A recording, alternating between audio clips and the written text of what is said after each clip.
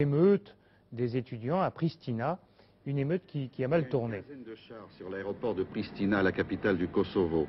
Ce sont les premières images, ou plutôt les premières photos prises en cachette. Il est interdit de filmer les militaires, preuve vivante de la gravité de la révolte de Pristina. L'atmosphère est tendue, la police intervient dès qu'on se met à filmer.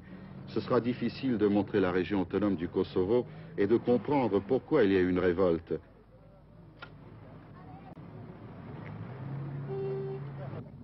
Tout a commencé ici, à l'université de Pristina. Il y a 36 000 étudiants pour 120 000 habitants. Mais il y a autre chose.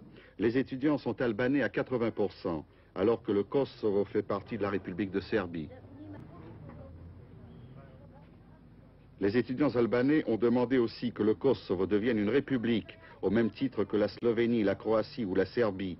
Ce qui est encore plus grave, c'est que certains d'entre eux ont réclamé leur attachement à l'Albanie, qui se trouve à 80 km de Pristina.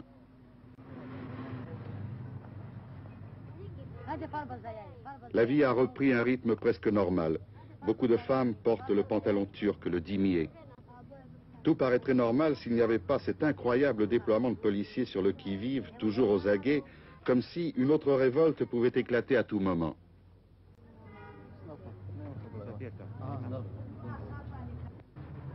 Au fait, les manifestations du début du mois d'avril ont fait combien de victimes? Officiellement, il y a eu 8 morts parmi les manifestants et 75 blessés par balle. Un milicien a été tué.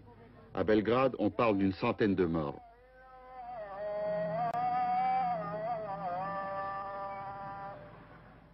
Des funérailles musulmanes dans la grande mosquée de Sarajevo, en Bosnie-Herzégovine, en plein cœur de la Yougoslavie. On peut imaginer la même ferveur à Pristina, dans le Kosovo, avec, en plus, pour les Albanais, le sentiment d'honorer des martyrs. C'est toujours dangereux pour n'importe quel régime politique de créer des martyrs.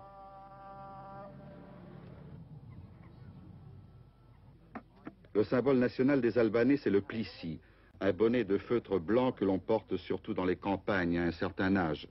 Signe inquiétant, des jeunes gens portent maintenant le plissi dans la rue. Manifestation évidente de nationalisme.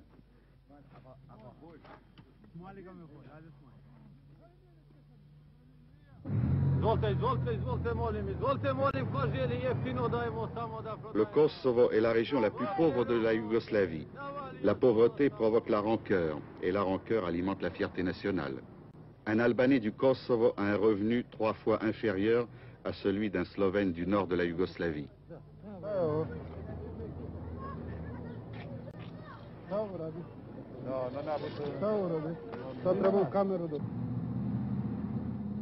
Le Kosovo est le type même d'une région sous-développée. Beaucoup de matières premières, 50% des réserves yougoslaves de lignite, de zinc, de nickel et de plomb, qui sont exportées dans les différentes républiques. Les républiques, elles, fournissent une aide économique considérable au Kosovo.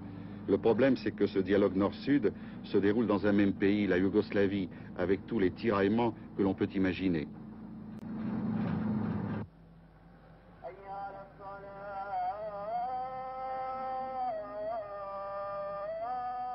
Personne ne peut dire si les autorités yougoslaves ont réussi à arrêter définitivement la révolte des étudiants albanais. Mais s'il est vrai que les Albanais sont musulmans, au-delà du nationalisme et de la pauvreté, alors il faut bien parler des musulmans en Yougoslavie.